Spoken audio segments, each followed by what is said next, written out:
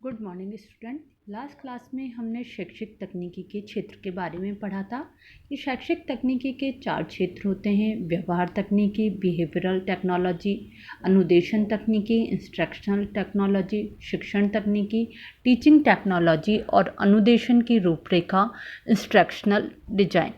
इसमें सबसे पहले हमने व्यवहार तकनीकी का प्रारंभ किया था। इसके अनुसार व्यवहार तकनीकी यह मानकर चलती है कि सभी शिक्षक जन्मजात नहीं होते और ऐसे शिक्षक जो जन्मजात नहीं होते उनके कक्षा व्यवहार का अध्ययन करके उनमें अपेक्षित परिवर्तन लाया जा सकता है। इसके अलावा हमने शिक्षक की जो व्यवहार तकनीकी की अवधारणा है उनको देखा था। आज हम व्यवहार तकनीकी की क्या विशेषताएं होती हैं सबसे पहले वो देखेंगे। व्यवहार तकनीकी की अगर विशेषताओं की बात करें तो सबसे पहले है कि व्यवहार तकनीकी के विकास का आधार मनोवैज्ञानिक होता है, अर्थात इसमें का बेस्ड साइकोलॉजिकल होता है। इस तकनीक के माध्यम से शिक्षक के कक्षा व्यवहार का अध्ययन करके उसमें सुधार लाने के सुझाव दिए जाते हैं।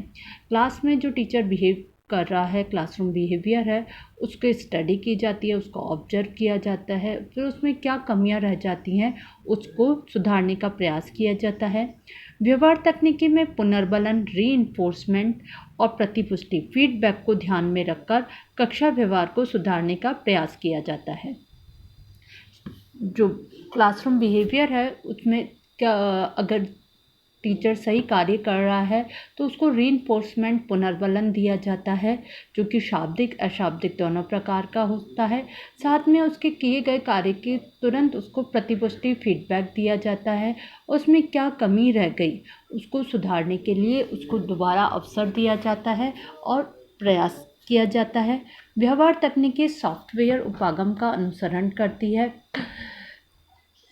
व्यवहार तकनीकी में ज्ञानात्मक और क्रियात्मक, कॉग्निटिव और साइकोमोटर दोनों उद्देश्यों की प्राप्ति में सहायता प्रदान करती है कि इसके द्वारा छात्रों के ज्ञान में वृद्धि होती है, साथ ही वो क्रियात्मक कार्य करना भी सीखते हैं।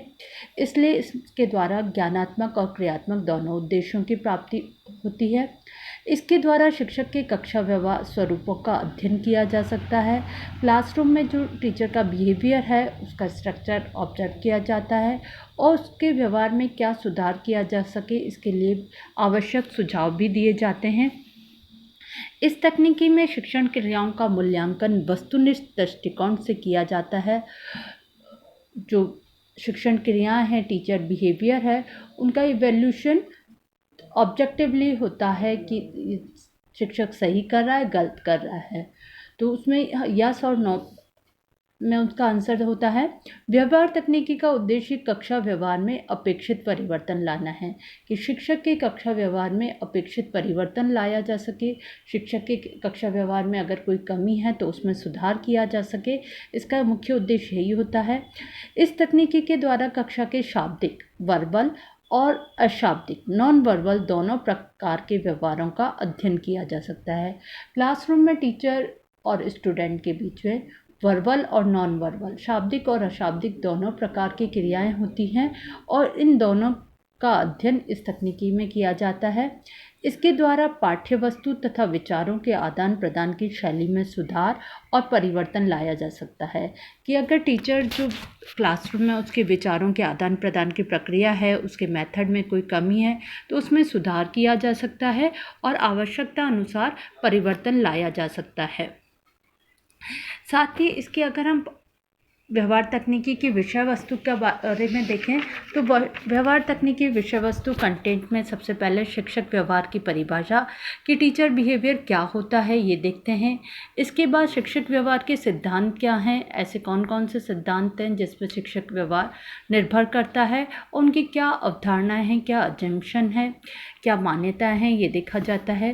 साथ ही इसमें कक्षा अंतःक्रिया, क्लासरूम इंटरैक्शन की निरीक्षण विधियाँ कौन कौन सी है, कौन सी सी विधियों के द्वारा क्लासरूम इंटरेक्शन को नापा जा सकता है, ये देखते हैं। शिक्षक के व्यवहार का मूल्यांकन किया जाता है और साथ ही उसकी व्याख्या की जाती है कि क्लास में टीचर का बिहेवियर कैसा है, उसका इवोल्यूशन करते हैं और उसको एक्सप्लेन करते हैं। और साथ ही शिक्षक व्यवहार को विकसित करने की नवीन विधियाँ, न्यू मेथड कौन कौन से हैं जिससे शिक्षक व्यवहार को विकसित किया जा सकता है, वो विधियों को देखते हैं।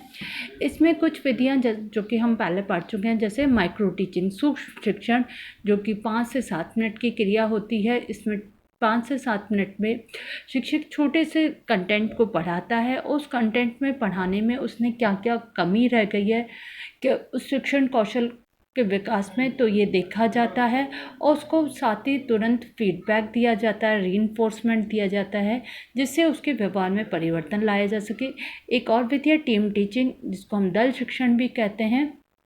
टीम टीचिंग में टीचर्स का एक समूह होता है, टीम होती है, जो एक ही टॉपिक से रिलेटेड अलग अलग विषय विशेषज्ञ भी हो सकते हैं या समान विषय के विशेषज्ञ भी हो सकते हैं।